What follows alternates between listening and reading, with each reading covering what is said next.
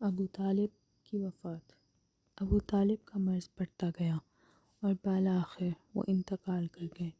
ان کی وفات شیب ابی طالب کی محصوری کے خاتمے کے 6 ماہ بعد رجب 1090 میں ہوئی۔ ایک قول یہ بھی ہے کہ انہوں نے حضرت خدیجہ رضی اللہ عنہا کی وفات سے صرف 3 دن پہلے ماہ رمضان میں وفات پائی۔ صحیح بخاری میں حضرت مسیب سے مروی ہے کہ جب ابو طالب کی وفات کا وقت آیا تو نبی صلی اللہ علیہ وسلم ان کے پاس تشریف لے گئے۔ وہاں ابو جہل بھی موجود تھے۔ آپ صلی اللہ علیہ وسلم نے فرمایا، چچا جان، آپ لا الہ الا اللہ کہہ دیجئے، بس ایک کلمہ جس کے ذریعے میں اللہ کے پاس آپ کے لیے حجت پیش کر سکوں گا۔ ابو جہل اور عبداللہ بن امیہ نے کہا،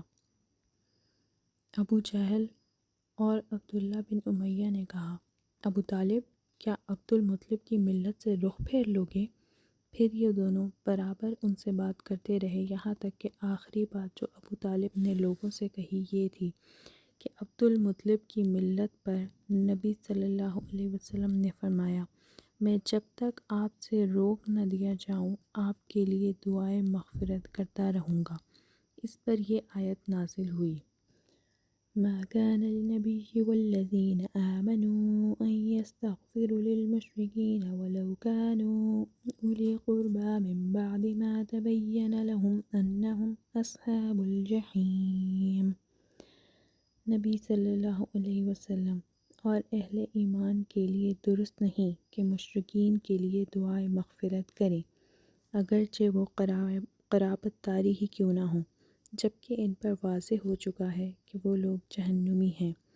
اور یہ آیت بھی نازل ہوئی، اِنَّكَ لَا تَهْدِي مَن أَحْبَبْتَ، آپ جسے پسند کریں ہدایت نہیں دے سکتے۔ یہاں یہ بتانے کی ضرورت نہیں کہ ابو طالب نے نبی صلی اللہ علیہ وسلم کی کس قدر حمایت و حفاظت کی تھی۔ وہ در حقیقت مکے کے بڑوں اور احمقوں کے حملوں سے اسلامی دعوت کے بچاؤ کے لیے ایک قلعہ تھے، لیکن وہ بذات خود اپنے بزرگ آباء و اجداد کی ملت پر قائم رہے، اس لیے مکمل کامیابی نہ پا سکے۔ چنانچہ صحیح بخاری میں حضرت عباس بن عبد المطلب رضی اللہ عنہ سے مروی ہے کہ انہوں نے نبی صلی اللہ علیہ وسلم سے دریافت کیا، آپ صلی اللہ علیہ وسلم اپنے چچا کے کیا کام آ سکے، کیونکہ وہ آپ صلی اللہ علیہ وسلم کی حفاظت کرتے تھے اور آپ کے لیے دوسروں پر بگڑتے اور ان سے لڑائی مول لیتے تھے۔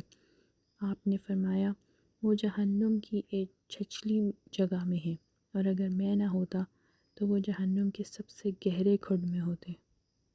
ابو سعید خدری رضی اللہ عنہ کا بیان ہے کہ ایک بار نبی صلی اللہ علیہ وسلم کے پاس آپ کے چچا کا تذکرہ ہوا تو آپ صلی اللہ علیہ وسلم نے فرمایا، ممکن ہے قیامت کے دن انہیں میری شفاعت فائدہ پہنچا دے اور انہیں جہنم کی ایک کم گہری جگہ میں رکھ دیا جائے کہ آگ صرف ان کے دونوں ٹخنوں تک پہنچ سکے۔